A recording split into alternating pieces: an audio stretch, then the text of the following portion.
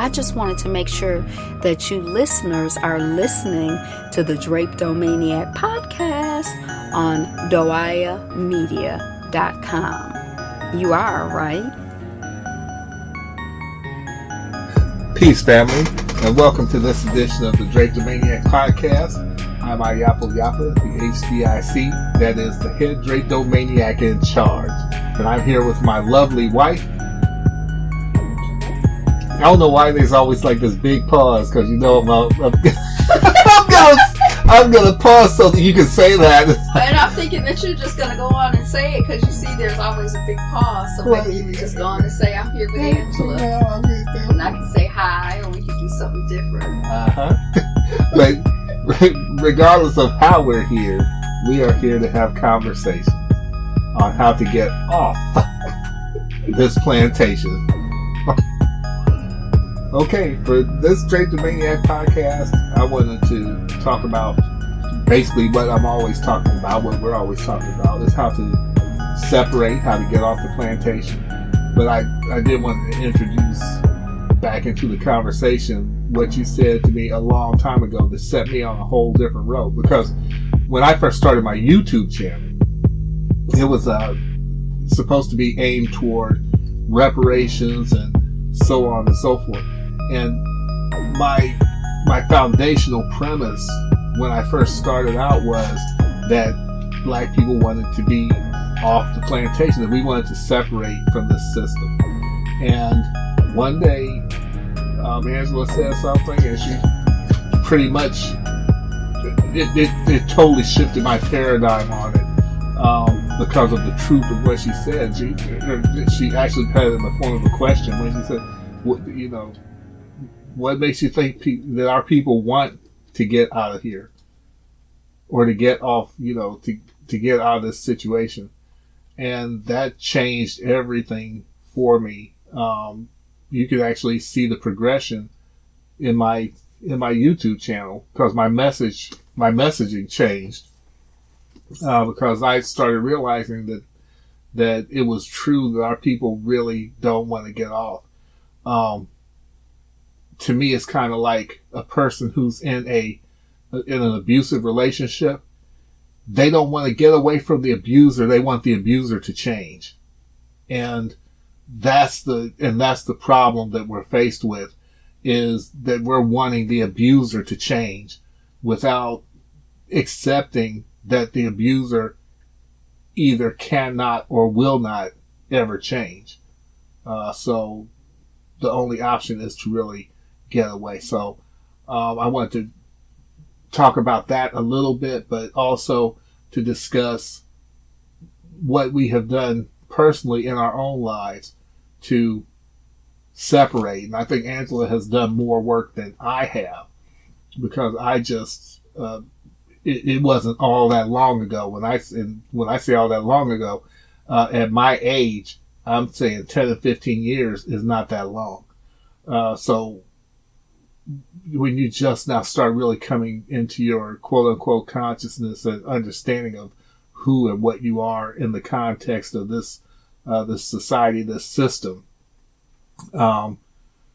then I think that she's been quote unquote conscious a lot longer than I have. So anyway, to that degree, her journey would likely be different than mine also, because she didn't have to. She wasn't exposed to the same things I was. I wasn't exposed to the same things that she was in the ways that we were. So anyway, I'm doing all this talking for you. What's your journey?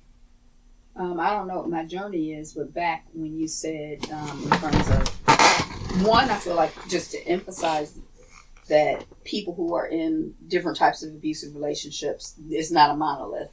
Mm-hmm. So some people do want to get away. Some people want the people to change. Right. But I just thought there were two things you said. You said you want the person to change. You want the abuse to stop. There were two things you said. What did you say? Because I missed it. Well, I think the first one was that you don't want to leave, like, the relationship. You don't want to leave the relationship. You just want the person, the abuser, to stop and to change. Mm-hmm. I think that was mainly what I was saying. Because for some reason I thought it was two things, and I was thinking, and for me, I think that there's also the situation where you get to the point, and I feel like I'm only now getting to this point, maybe within the last 5 years, where it's too little, too late. The person could change, the person could reform, the person could, become a whole new person, but I'm done. And I think that that's kind of where I am with our situation as Black people. Like, there's nothing, there's no redemption. Like, there's no, like, it's gone too far, and if the egg is broken, it can't be unbroke. It's a wrap for me. I'm done. I'm over, and I think that sometimes, people get to that point in abusive relationships also. That's a good point, because that's something you actually introduced me to also, and it's just a truism about a lot of relationships where you're like, you're not even really holding any animosity toward the person, but you're like, yeah, I wish you the best. I wish you well. I don't know if I wish this system well, but I'm just saying that you're like, you might not be mad at the person. You're like, I'm not mad at you anymore. I'm not mad. I don't feel anything, but I know that I don't want to be with you ever under any circumstance. There's nothing you can say. There's nothing you can do. There's just nothing that you can do. I'm done with it. So yeah, that was kind of, I feel like, and I don't think that I was over the last 5 or so years, as more and more things have become integrated in my consciousness, I think that I'm like, I just can't see my when we were talking about triggers earlier, like the concept of reparations is actually triggering to me, because I feel so angry about. It's kind of like, you punched me in my head, you beat me, you threw acid on me, you stomped me, you elbowed me, you shot me, you stabbed me, and then you come back and say you're sorry and give me, $2,000, $200,000, $2 million, but I can't walk right, my brain is damaged, I can't breathe good, my children have been impacted, my family, like, I just kind of, and that's how I feel like I just it's like there's no way for this society to repair the ills that have been done. And ills is, even using that euphemistic bullshit language is an offense to me. But the stuff that has been, what we have experienced as a people over generations, across time, throughout space, is just, there's and so there's reparations, you can't repair it. No amount of money. And I know you and I, we have this thing, because I kind of feel like, even like when somebody's person dies and people want to give them, and it's supposed to be like something for them to win a court case or get money. That's just very like upsetting. And like, it's like so that's where I am with this society now. Right. Like, and I think that, as my awareness has gotten more, I'm kind of like, I'm done. Well, the way that we view, at least as far as, like if someone's loved one is murdered, you got the George Floyd thing going on right now. When families receive quote unquote compensation, my feeling is, and I understand how you feel, because I feel the same way. There's no amount of money you can give me that's going to bring back my loved one and fix this situation. But I also just take on the thought process of all things being equal. Whether I get $10 million, which is never $10 million, whether I get $2 million, there's still going to be. They're going to be transitioned whether I receive $2 million or not. So all things being equal, then just give me the $2 million. It's And still the same intellectually, I can receive that, but Right. emotionally, I think I'm like, you know how there'll be scenes in movies where somebody will give you money and give a person Mhm. money in a demeaning way, and then sometimes the person will just spit on it and walk away, and sometimes the person will bend down and pick it up. Mhm. And intellectually, a lot of times I can understand either or. You Right. know what I mean? Right. But I feel like where I am emotionally is kind of like all money ain't good money. F you. And, stick it up your ass. Like, I just, like, it's Right. just, The- even just thinking about it, I can't, it's not rational for me at all. And I guess it depends on the person. Me, if our people, which we won't, but if our people was to ever receive quote unquote reparations, I would use that money to get the heck away from them. And I then- wouldn't use it to buy like a bigger house to be more connected to them, or get a car to be more connected to them, and so on. Anything, whether I get something or not, and I said that before. That's how I'm feeling. Is if you if you don't give me anything, I'm leaving. If you give me something, I'm leaving. Mhm. It's all the same thing. Give me something, I don't get anything. It's the same thing. I'm leaving. Mhm. But I totally see where you're coming from. Mhm. And I don't necessarily disagree with it. I'm just like, Mhm. either to me it's just either or. It's just all jacked up, Mhm. you know. Mhm. Mhm.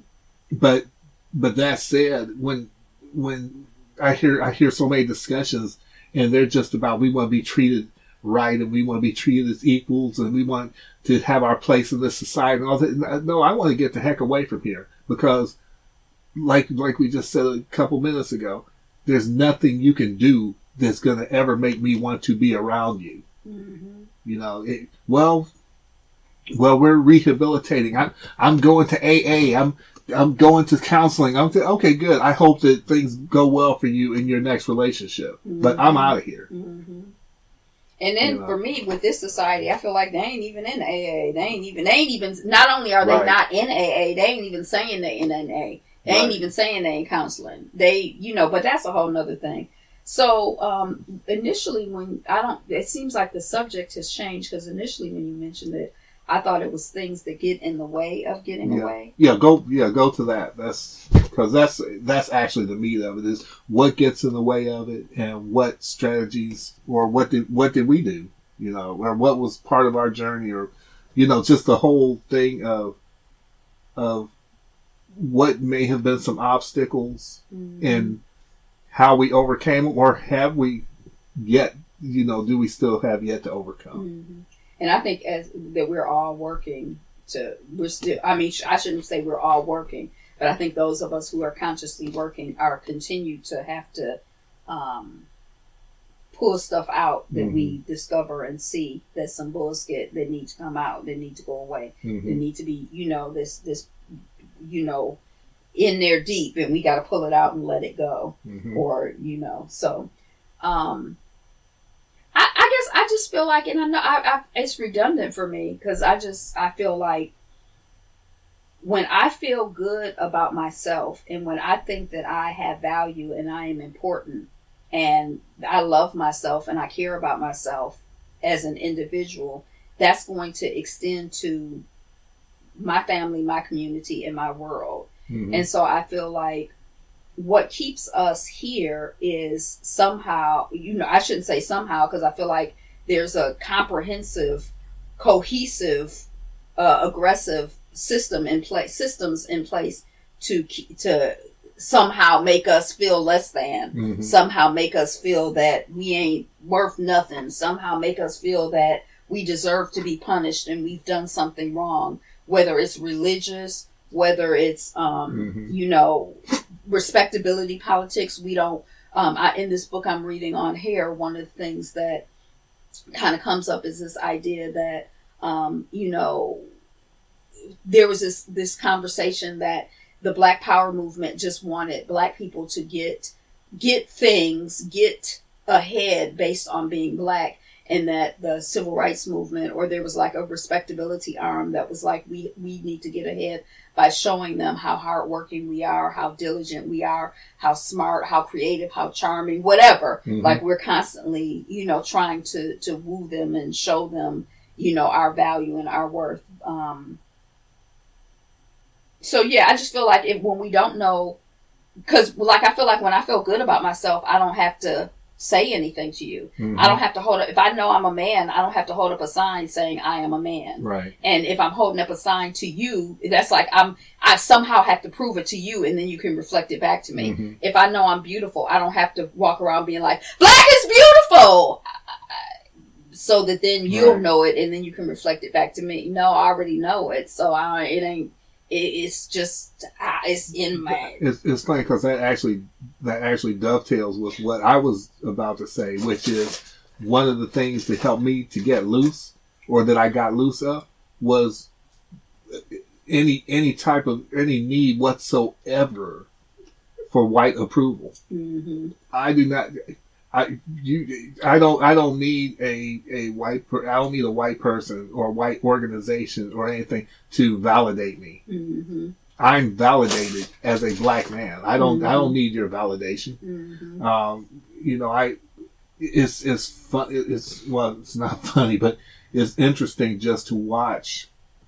In retrospect, when I look at these different award shows, Oscars, Grammys, but the first black woman to win an Oscar, the first black man to win an Oscar, these are your awards, and so you made it because now white people tell you that you made it. Mm-hmm. Our people been telling you that you were the best forever, mm-hmm. But now you feel validated because you got the white man's award. And we feel validated when we're able to say, mm-hmm. she got the first Oscar. Right. She was the first black astronaut. She was the first black person to. Right. And I think that because there's many different avenues that we need to cut from.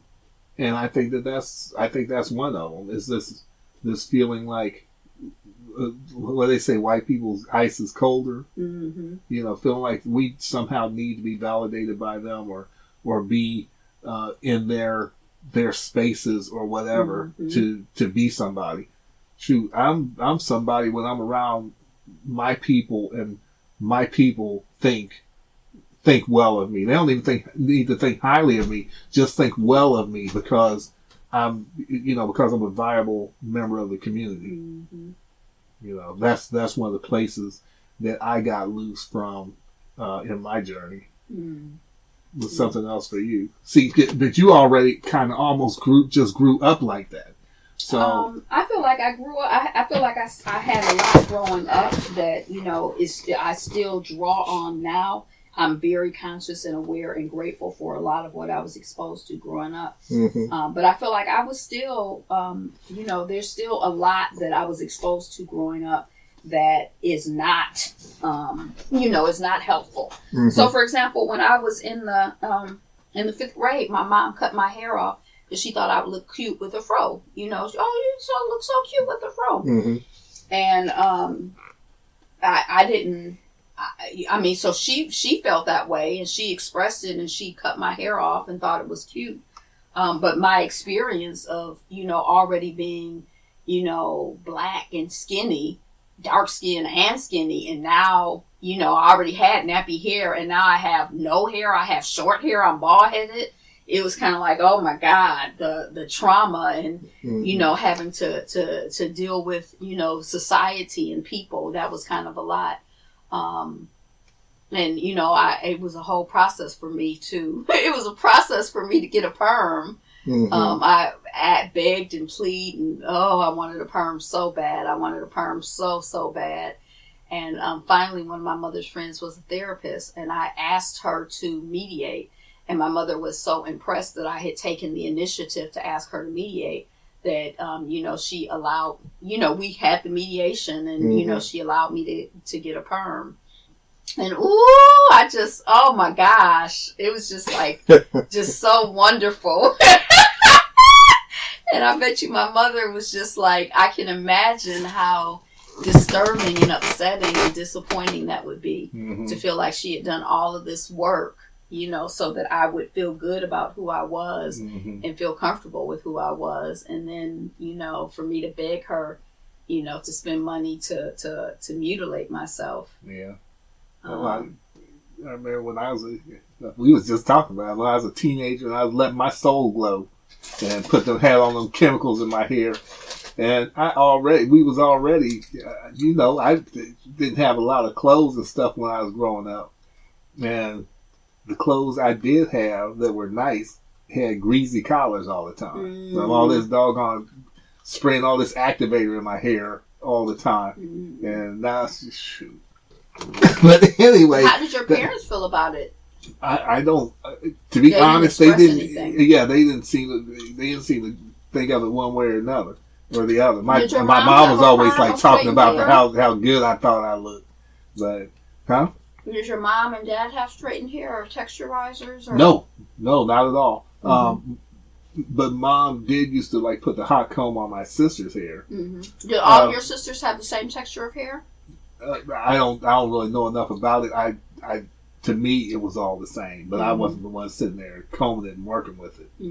So it was all the same to me. Sometimes in families, there's like a hierarchy where this one has good hair or this one has, and people. Maybe boys aren't sensitive to it. Yeah, I'm funny about the whole good hair thing, but I know what you mean. Yeah, I don't think that straighter hair is good. And I actually, when people say curly hair, they mean loosely curled hair, because I think my hair is nappy and it's real good and it's tightly curled. And that's, but I say that as a black person, not, it's all the same texture. To me, they all seem the same texture, but I'm just, especially when I was younger, I wasn't paying any attention to that. Did your brothers have different texture hair? Did you notice? Not that I noticed. Not that I noticed. But my oldest brother was the only one that was ever able to grow like a really big afro. Why? What do you mean? Everybody else's hair would fall out? Everybody else's seemed to just get to this one length and then it would stop. I could never grow like one of the big Angela Davis Jackson 5 afros. I could never grow one. It would break off at a certain length. Well, I don't know if it was breaking off or what it was doing, but it would just get to a certain length and then. But your hair keeps growing out of your scalp. I understood, but I'm telling you, it wouldn't. So if it wasn't getting longer, it was breaking off. I was living that nightmare. I couldn't get that mess to grow any longer. So, there's times my mom would braid it. I mean, this is off the subject, but we talked about it. There's times my mom would braid it, and I, let it sit for a couple of weeks and take it out of them braids, and then it'd be longer, but. Yeah, because never like I wanted it to. I wanted it like flapping all over the place, and you go to sleep on it and wake up and your hair's all sideways and sideways on flat on one side and big on the other one because you got so much hair. Never happened. Yeah, but all that said, that's off on a tangent. I think learning to love and respect ourselves, I mean really, really genuinely learning to love and respect ourselves is like such a big step to separating from all this mess, because you start to see yourself for who you really are as opposed to who they have always told you that you are. So you said that for you it was in the context of religion. Yeah. Do you feel that that you started to experience religion as a black person?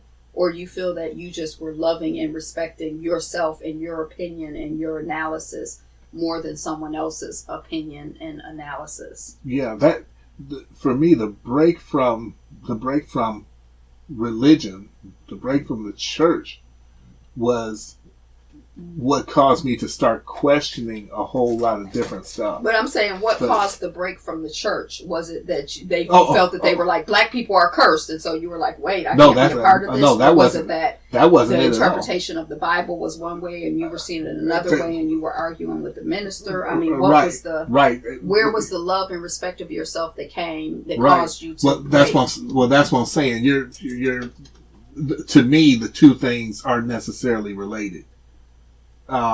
Because when I broke from the church, it was for exactly what you had just said. I started seeing like all this misinterpretation of scripture, and not only that, but frankly, just the blatant hypocrisy. I've already told you, if some aliens came down from space and said, "Take me to the place where there's like the most, the most crap going on and the most evil people. And so I would take them straight to a church. Straight. No twists, no turns. Don't stop at Washington. Don't stop at a bar. Don't stop at a brothel. I take them straight to a church. Mm-hmm. And that's where you'll find all the evil on the planet, mm-hmm. as far as I'm concerned. Now, so that said, you feel like seeing hypocrisy or not going along with it is a sign of self-respect, or you feel like that's something totally different from loving and respecting yourself? See, that's the thing. Is to me, the two things are two different things. Mm-hmm. But it's like you can get out of something, mm-hmm. and then after you just get out of it, then you start seeing other things. Mm-hmm. That's kind of what it was for me. Is that after I got loose from all that foolishness, mm-hmm. then I just started seeing other things. Mm-hmm. I stopped being a Republican. I never became a Democrat, but I started like looking and seeing politics for what it was, mm-hmm. seeing this racism for what it was, mm-hmm. seeing my blackness for what it was, mm-hmm. and the beauty of it, mm-hmm. and I'm still learning it, mm-hmm.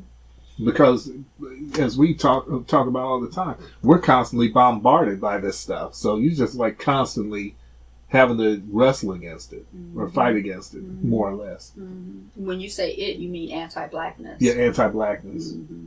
Because see, for me, like it's like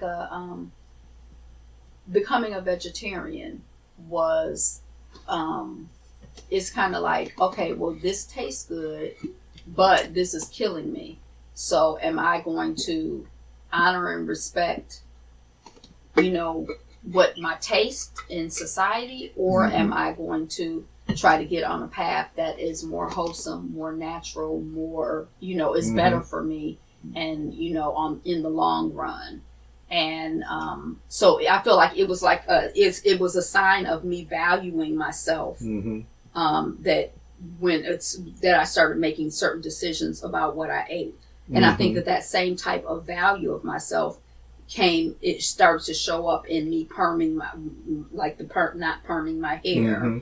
I think it shows up in who I choose as a partner. I think it shows up in, actively, if I notice something that seems to be anti-black or that makes me feel uncomfortable, analyzing it and trying to reject and accept only things that are nutritious and healthy and mm-hmm. wholesome for me, and trying as much as possible to distance myself from, separate from, not ingest things that are unhealthy for me. So even sometimes I'll be watching something or talking to someone, mm-hmm. and I'm like, no. In my head I may do it. Sometimes my body may do it. I may say I don't agree, or, now in honor of, Miss Burt, right. That's like my way of saying, yeah, I don't accept that. Right. And it's tied to, I value myself. Mm-hmm. Like for me, in terms of religion, I grew up in Methodist, Hartford Memorial Baptist Church. I was trying to remember my grandmother's church. I had the name a minute ago because somebody had written that they came from that denomination. But anyway, mm-hmm. I think that when I started to realize, hey, I want to be guided by love. I want to be, I don't want to be guided by fear. And then, mm-hmm. At the same time, I was hearing what to my ears sounded like so much fear and anxiety mm-hmm. In the context of church, that I realized that that's like not an environment that's like, in alignment with my beliefs about God and, truth. Right. So in honor of myself, I just, kind of distance from that. And then now when I go into a church, I just translate everything in my head to what's true for me. Right. Or try to. And see, that's the other thing, even through, not even, especially through church, you meaning a person, just becomes indoctrinated into whatever belief system that they follow. That goes for anybody. Mm-hmm. And in predominantly white churches, they're teaching them that they're superior and that they're the best and that they're the top of the heap. And in black churches, we're being taught that we're cursed and we need to bow down, and I mean it's the dynamic is just so jacked up, Mm-hmm. And it actually takes some thought to really separate yourself from that. Mm-hmm. Just like it takes thought to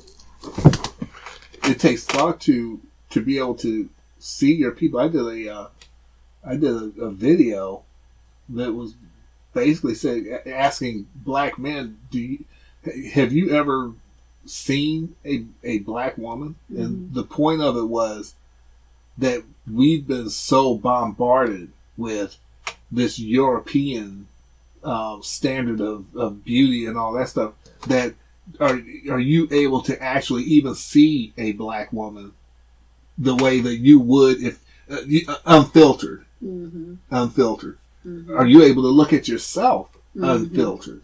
And I feel like getting filters off of your eyes, it's like you have to get things off of your mind. Right. I don't think it's like just taking off my glasses. I think the way we see is definitely a reflection of culture. It's a reflection of mm-hmm. what we've been taught. But I want to go back to the church thing, because when you were saying that they're taught this in white churches, I wanted to know how you know that. And then I was thinking that you were going to say in black churches, because I've been in black churches. I don't feel like I didn't have the experience of being taught that black people were cursed that I recall. But what I do recall is there was in some places, and as I've become more aware, you get so many images of white Jesus and white God that mm-hmm. the corollary is the black devil and, blackness right. being bad. But I never remember consciously being taught that black people were bad or cursed. Well, that's the thing. It's not like they're going to stand at the pulpit and say black people are cursed. Although I have heard some say it just like that. Mm-hmm. But they're not going to say black people are cursed. They're going to just talk about how. And I'll add this caveat. This could actually be said kind of in any church, but just talk about how sinful and fallen you are and all this. But I've been in many white congregations, because I've been all over the United States and was constantly looking for churches. Mm-hmm. So I've sat in many white, predominantly white congregations, and it's like sitting under Joel Osteen, where they're telling you how wonderful you are and how you can live your best life, and how God's not trying to judge you and, there to judge you and all this. That's what you get. That's what I got at Hartford Memorial. Okay, well, I'm not saying that it's every single black church on the planet, mm-hmm. but I'm saying that in my experience, and that's what I grew up in every place that and been in around the United States. That's and in Germany, that's what I got in a predominantly black congregation. What was all this condemnation, and you're going to hell if you don't straighten up, and and the man is sinful, and da da da. Interesting. And in white congregations, it's more of living your best life, and mm-hmm. Mostly a lot of stuff out of Proverbs that just talks about advice on how to live and so on. Interesting. Yeah. So. And so that's a way of mm-hmm. saying you're better without saying, you're not saying they're saying it's you're not better. Explicit. And you're not standing there, saying you're cursed. Mm-hmm. You're not saying that. Yeah, I was wondering what you meant by that. Yeah, so. Because see, I was so young when I started making that separation church-wise that I haven't done that analysis like that. But I have heard people talk about prosperity preaching, mm-hmm. and I feel like that's the type of where they're like, you can do anything, you can believe, and then I think right. It's conflated as you're talking about it. Now I'm thinking, maybe some of my perspectives are conflated with my experience as a Mary Kay consultant. That's a Christian mm-hmm. company, and then it's like a business, so it's like a lot of the preaching right. or whatever was prosperity. You can do it, right? So that sounded like what because when you like sitting under Joel Osteen, I'm like, I don't really know what that means. But when you said that stuff about you can do it, I'm like, oh well, I've heard that. Right. But I've heard the main sermon that I remember from Reverend Charles Adams at Hartford Memorial was he did this sermon on love. in different types of love, and that there's agape love, because that's when he was opening the Agape Center, and that there's the love for your brother, there's romantic love, there's know familial love, whatever, I don't remember. Eros, Phileo. There were at least three. Yeah. Brotherly love. Agape. But I don't know. I always felt good when I left Reverend Charles preaching.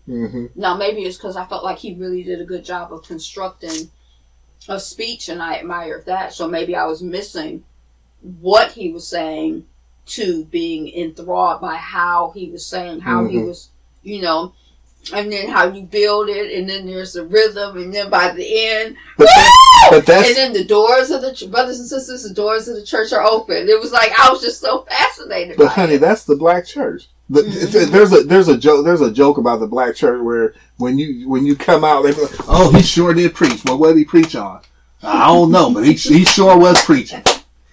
And that's basically but my thing was, I started listening to what was being said, and I was like, yeah, this doesn't line up with reality, and it doesn't line up with scripture. And I started asking questions, and then I became a pariah because I started asking questions, because I'm like, yeah, this doesn't make any sense, and this what you're saying is contradicting scripture. So anyway. But back to what we were saying, though. That's one way that I got loose in my journey, and the other, I already told you, and I've constantly said it, is just my relationship to money. My relationship to money is, and hopefully my relationship to food will follow the same way that my relationship to money did, because I feel like food is another way that we're held captive, like that thing we just watched. But go on. No, I was just going to say, I think that because the template is similar and gets applied in different places. In the book I was reading, we were talking about the standard of beauty just a minute ago, and Twisted: The Tangled History of Black Hair Culture by Emma Dabiri. She talked about the standard of beauty, and I hear that term banner. Oh, the standard of beauty, the European standard of beauty, the white standard of beauty. Well, what I hadn't really thought about was standardized beauty, and this society is a standardizing society.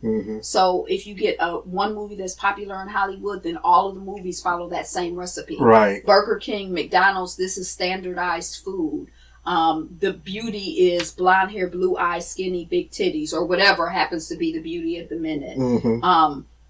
Whereas in other contexts, in other situations, you could have good food and you could have good food. It don't have to taste like McDonald's. It can just be good in and of its own. She cute and he cute. Like they were saying, shortness, the idea of, West African people or Ghanaian people or Nigerian people saying someone was attractive or not attractive because they were tall or short that's not really how it's processed. It's like he's the short man who looks good dancing, so he's handsome. Or he's the short devil acting man, so he's not attractive. It's not like one physical feature or what can give you beauty or take beauty away.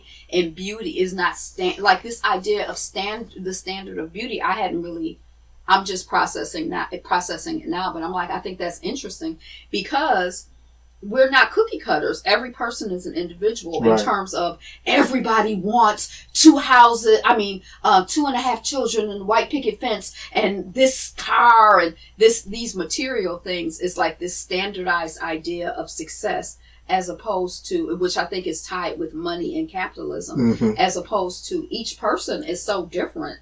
What is success for Ray is not the same as what is success for Nick. Is not the same. What's success for me is not the same as what's success for my cousin Kim. We're two different people, so you can't really compare. But in this society, you get in this habit of like comparing things in competition, and it's not real. It's not relevant. So how does that tie you to the system, and how do you get loose from it? Well, I think coming to know yourself, I think this goes back to valuing yourself. Y'all, I'm eating Benito's Hint of Lime bean chips. And the first bite I tasted, it was not no hint of lime at all. It was so limey. But anyway, I keep eating them, so I guess I like them. But I think that when you come to know yourself and value yourself and honor yourself and respect yourself and listen to yourself, then you'll be guided by you and by what's important to you. And so I feel like when you're attached to the society, you're guided by, you listen to, you value what the society says is important and tells you is important. But as you come to know and value and respect yourself more and more and more, then, or I should say, as I have come to know and value and respect myself more and more, somebody saying this is what's good looking, it don't mean nothing to me. These are the most beautiful people in the world. That's so crazy to me. Right. Because I'm like, they don't know what's beautiful to me or what's attractive or handsome to me. People saying, oh, everybody loves the Hint of Lime chips. Or you go to a restaurant, they're like, oh, you're going to love it. And I'm like, well, what's in it? They're like bacon and beef. And I'm like, I don't, I'm thinking, how would you even be able to say what I'm going to love? You don't even know me. But I think that's that standardized idea. I do have to jump in here because that's something that has always annoyed me when they like say, "Oh, the beautiful so and so" or "the handsome so and so," and I look at them. I'm like, "What are they standing behind them? The person you're talking about? What are you talking about?" Well, they can be beautiful to somebody, but that don't mean they're beautiful to everybody. Right, that's my point. You don't tell me what looks good to me. Right. That's what. But I feel like that's the societal way. That's this culture, and I think it's also kind of like I this feel is like a predatory grooming culture. Yeah, that's what we talked about yesterday when we were watching the movie, but I can't remember why we were talking about that. Yeah, it's just the whole act of grooming. Yeah. People, it's a mess. Yeah. I was just thinking of something. Thinking in terms of food, right? Mm-hmm. And it's not like I'm joking, but this is a serious. Is a cheese puff food? Mm-hmm. And to me, it's not. I may eat them. I think it's. But food. I don't think that they're food. Because what's the characteristic of food? Well, I don't know if it's. I think it's junk, but it's got. Well, see, it's sort of like drugs. Like drugs are unnatural in a way, but then they're natural in a way because they're synthetic, but they're made from natural things. So it's like, I think a cheese puff is like corn and cheese powder and lactic acid and probably some kind of sugar.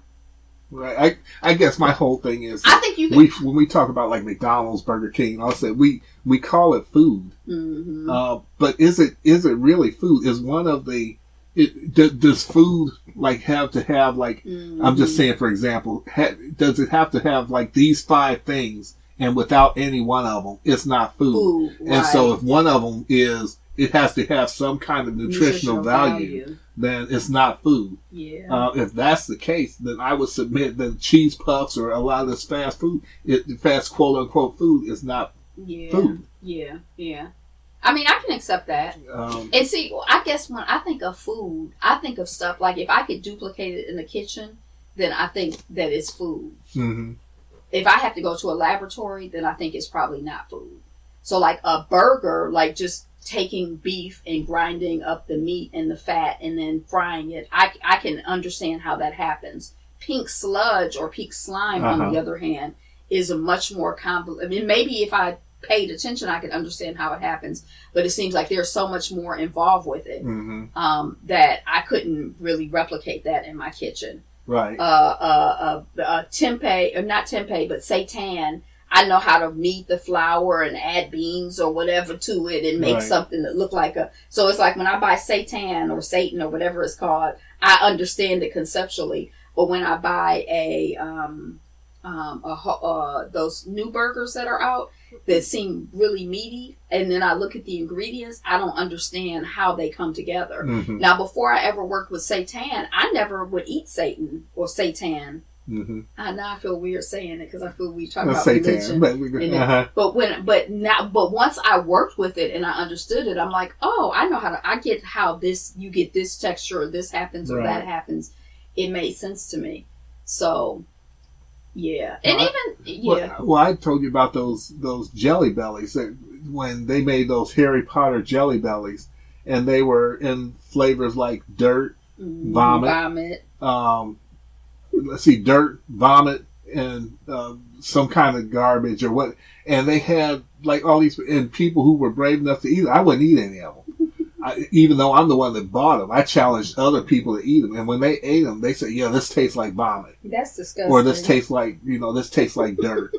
And so I think I might have eaten one of the dirt ones, and it tasted like dirt. But the whole point is that they take this stuff into a lab and replicate the taste of different things. Mm-hmm. And so the way I'm tying this to freedom is, I think of in terms of if you develop conditions that hook you into the medical system and medications and all this stuff, I believe that the food industry is tied to the medical industry because they purposely get people sick and keep them sick, and then the medical industry works to continue to keep people sick, not to cure anybody, but to keep them sick, and then prescribe all these medications which tie them into the pharmaceuticals. Mm-hmm. So for those who can control, start to control what they're eating. Mm-hmm. We watched the thing the other day when the young man had to get his stomach reduced because he couldn't stop himself, and he was a young fellow, he was a teenager, and he just couldn't stop himself, and they had to literally operate on him just to get him to stop eating all this junk. So this is just another way to not be tied into the system, because what if you want to go somewhere? What if you want to move someplace physically that's away from here, and then you're tethered to the medical system or the pharmaceutical system? That's another problem. And I mean, I think not only the medical system and the pharmaceutical system. One, I wanted to go back and say, in schools they feed people certain foods that's tied with keeping people sick and getting people sick. And even when you're in the hospital, I've been surprised when I've gone to visit people at the hospital. I'm like, this is the kind of food they feeding them. Right. I'm just like, I can't believe it, because I would think that they would be feeding them something wholesome, but it fits the profile. Dang, that was something I was going to say, but I forgot. So anyway. Yeah, but I see people go to the like a hospital cafeteria, and you may as well be at Burger King. Right, and some of these hospitals have Burger Kings in the facility, or Subways or whatever in the facility. Right. I know, I'm shocked, but I was just, when I was like, what in the keeping people sick is this? But it just fits the profile of this system. Right. I mean, it's all like this ecosystem. It's a circle. They got the circle of life. That's the circle of death, where you just keep people eating this junk. And death is not a circle; it's a straight line of death. Well, once you get to it, but their goal is to keep you sick as long as you can be sick. That's true. Until they can't squeeze any more out of you, and then let you die, and then charge you for that. And I think what I think I was going to explore, this idea that, okay, I can't go to another place because I'm tied to the pharmaceutical system. I have to get my drugs. But I think it's also it's also a lot of times when you talk to people or listen to people who travel, even the ones who successfully travel, they really, really miss the hot Cheeto chips or whatever. It'll be something. They're still tied mentally to some of the foods that are here. Right. Now, for some people, that tie is not enough to keep them from moving or keep them from going, but it's still interesting to see the tie. And I think for a lot of people, the ties to the ideals that we've been taught about what this country is are really compelling, or the ties to the propaganda that this is the best and this is the safest are really compelling, and it's difficult for people to disconnect from those ties. Right. Or the ties, where you physically, can't do certain things because of, your health. But I think there are other ties, not just to the chemicals. I agree. And there's some very strong psychological ties. You talk to your family. I'm just talking about a person. You talk to your family about moving out of the country and basically taking up residence somewhere outside the country, right? And you're familiar with this because you was telling me about different people who experience this, where you say, "Yeah, I'm moving to whatever, to wherever." Mm-hmm. They're like, well, is that safe? Is that gonna be Is this safe? Mm-hmm. We getting gunned down like freaking ducks at a shooting gallery. Mm-hmm. And it has to do with sight. It has to do with sight. The way we see this, we're not Right. seeing this for that. We're seeing America the Great. We're not seeing the cops as agents of white supremacy or agents of rich white men with property and power. Mhm. We're seeing the cops, as we were taught by propaganda, as there to protect and serve us. Right. So it's like, even though the evidence is giving us one thing, we're not Right. able to process that because the programming is so strong that we see through our programming. We can't Right. see, And- what. Not only with the cops, but you're talking about you live in a country where now it may have been different 20 or 30 years ago, but now you live in a country where you literally, as just a regular person, have a high, there's a high probability that you could be a victim in a mass shooting. Oh, yeah, maybe the mass shootings. Yeah, but and the thing is, maybe in relationship to how many people are in the United States, that might still be low, but it's a heck of a lot higher than it was 20 or 30 years ago. I wonder. Yeah. So, but I don't. That's not to say it doesn't happen in other countries, but being here, it's like, shoot, they just had one 2 days ago. Yeah. Another one. Can I veer totally off the subject real quick? Because we didn't get Yeah. a chance to talk about this. Yeah, But go it's been ahead. on my mind. There was a headline I saw of a cop who took the canine dog, and they ended up having footage of them abusing the canine dog, like they were throwing it up against the car or something. And it reminded me of, remember the footage you showed me of the man who was being attacked by the white woman, and then she ended up throwing her dog at the Yeah. man, and then he Yeah. kept the dog, and you were saying how happy you were that the dog was happy.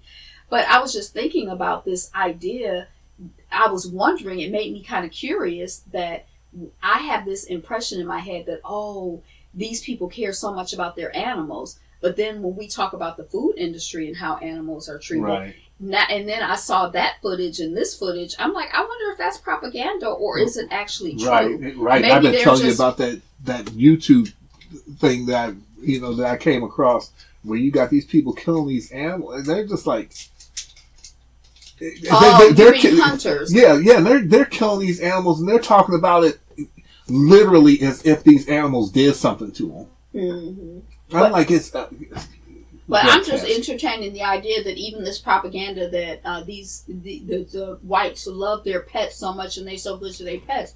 I'm like, shoot, I wonder if that's really true. That might just be, the Disney story that they're telling us. Because we've seen, I've seen them throw some of their animals around, Right. and they certainly will hunt animals real quick, and they'll eat Right. animals. And But I guess I'll just submit this: they may not love their animals like they claim to, but they have a higher regard for these animals than they do for us. I don't know, they just have no regard. They have very little regard for life, period. Yeah, but I think if it comes down to shooting a boar and shooting a black, that boar is gonna go that boar is gonna escape. Yeah, I think it's probably propaganda that they have some humanity or some kindness or compassion, and I don't know if I believe it anymore. Well, But that's actually off to the side. Well, that's the thing. I'm not saying that if they have a chance to shoot a boar, they'll shoot a boar. I'm saying if they have no other choice, they got I one. understand They you got want to one rank bullet. it. You're Right.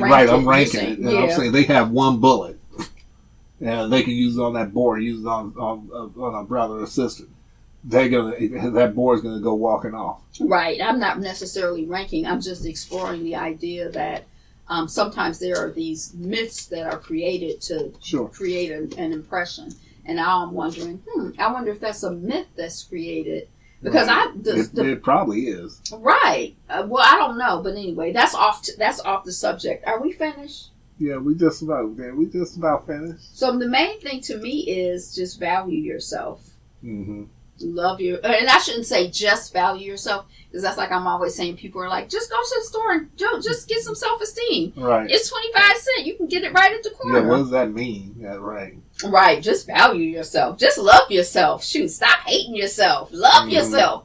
That's easy to say, but I do feel that I feel it's simple. It may not be easy. It's an ongoing process. And for me, there has been, and I have done a lot of work, and I continue to do a lot of work on that.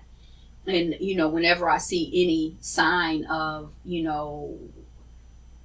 any black hate or anti-blackness in me, I try to stop, drop, and roll. Like, wait, if I can catch it, I try to catch it. Like, I guess my final thought, which kind of goes along with that, is that, that you have to, that a black person, at some point, hopefully, can come to the understanding that there is a system that's designed against you. Like the old saying goes, you can't fight if you don't even know that you're in a fight. Mm-hmm. And so a lot of us are out here and we don't even realize we're in a fight. We understand that things are happening to us and happening around us and so on, but not realizing that this is all by design and on purpose, with purpose. And it's perpetuated. Right. Like it wasn't designed 100 years ago or 400 years ago, and it just has continued on. Mm-hmm. It's like it's an on. Like if you look at when I used to do notes on the news, and we would talk about racism and technology. This type of technology is relatively new, but things are being designed and written today to maintain the system of white supremacy. Right. Things are being designed and written and created today that are anti-black and designed to push blackness down and, pump whiteness up. And I think that it's just helpful to have that perspective and understand that the system that they created is a redundant system, number one. And number two, it's like when you're listening to pot, marijuana being legalized in all these different states, right? And then you have other states like Ohio that hasn't legalized it yet. But I submit that the reason that it's not legal here yet is because they have not yet figured out what's going to take its place to easily shoot black people in a bucket, or catch fish in a bucket, which is black people. That's the whole pot thing. That's just an easy, easy low hanging piece of fruit. Mm-hmm. So all the places in my opinion that have legalized pot have already figured out how to, figured out some other way that they're going to get us real easy. Mm-hmm. And every place that hasn't figured it out yet. As soon as they figure it out, then they'll drop it. Mm-hmm. So it looks like there's progress when there's actually no progress at all. Mm. So I think coming to the realization that that's what we're dealing with. And I think that we have to continue to work on our ability to critically think and analyze and to go beneath the surface. Because there are times when there is progress, and then there are times when there is not progress. Right. So I used to be very dismissive of this idea of neocolonialism, and now I'm actually I'm processing it in a different way, because it's like colonialism is white people doing they shit. Neocolonialism is black people doing white people shit. Or excuse my language, sorry, podcast. And I like in the black community, I was listening to something or watching something that was talking about, I guess one of these activists did a commercial for Cadillac. Mm-hmm. And so, I was listening to African Esquire, but she was talking about the commercial for Cadillac by this activist, but she was also talking about it in the context of Kaepernick.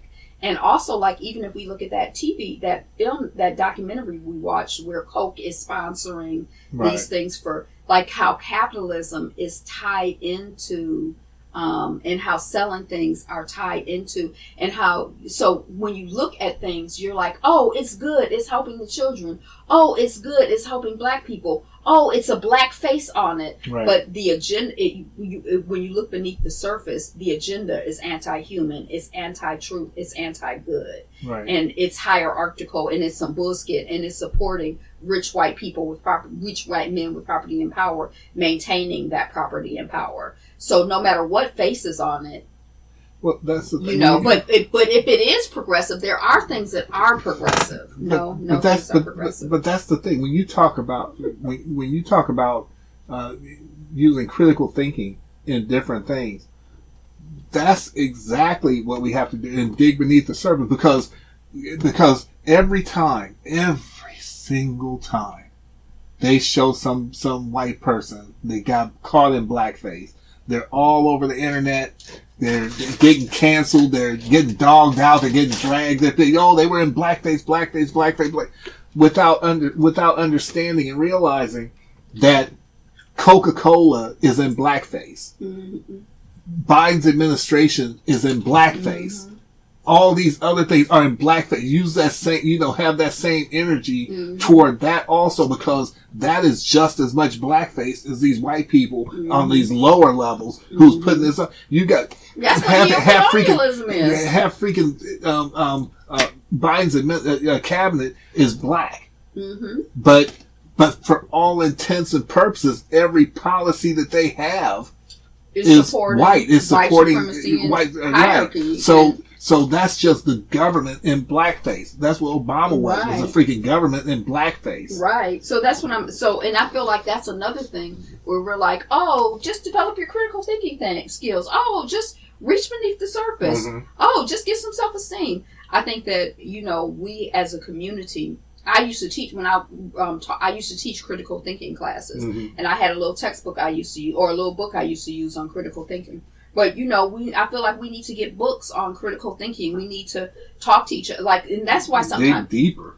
Yeah, we need to dig deeper and listen to some analysis, and also for me it's going back to reading people in academia. Paulo Freire, Walter Rodney, Mm-hmm. in academia, or thinkers, or just starting to restarting the training of my brain, Mm-hmm. in certain ways. Blah, blah, blah. See, there's my critical thinking. It just shut down. No, but that's good, and it's right. Even just what I had just read, by Solomon Northup and read from Frederick Douglass, that was like so eye-opening to me. Mm-hmm. It was. There's the stuff that you see on TV and movies and stuff that when you read the books, it's like, yeah, it's kind of it doesn't match up with what really happened. Mm-hmm. And what really happened is always so much worse and so much deeper. Mm-hmm. So anyway, that's it. That's my final thought. You have any final words? I think I've already said final words twice now, so I'm gonna keep them and let them rest. Okay. So I hope that we've said something that was helpful or useful or helped you to maybe think in a different way or want to examine something more deeply. But this... It made you want to love yourself more and treasure yourself more and value yourself and your people and your family. Right. And your community. So that's it. And this has been the Drapetomaniac Podcast. We thank you for listening. This is Ayapo Yapa, the HDIC. That is the head Drapetomaniac in charge. With my beautiful wife, here's your cue. Angela. Always that pause. Always. Director, you have to do a better job. Yeah, Before you have to determine that your actor I said, here's your cue, and pointed at you, and you still paused. Can't you tell your actor is protesting? Wishing you peace and blessings, sanity, security, and safety through separation. Until next week at this same time, when we will see you on the run. We gotta get this together. And thank Thank you again for listening to the Drapedomaniac podcast. Tune in next week at doiamedia.com. DOEAIAMEDIA.com. And again, we'll catch you on the run. Peace.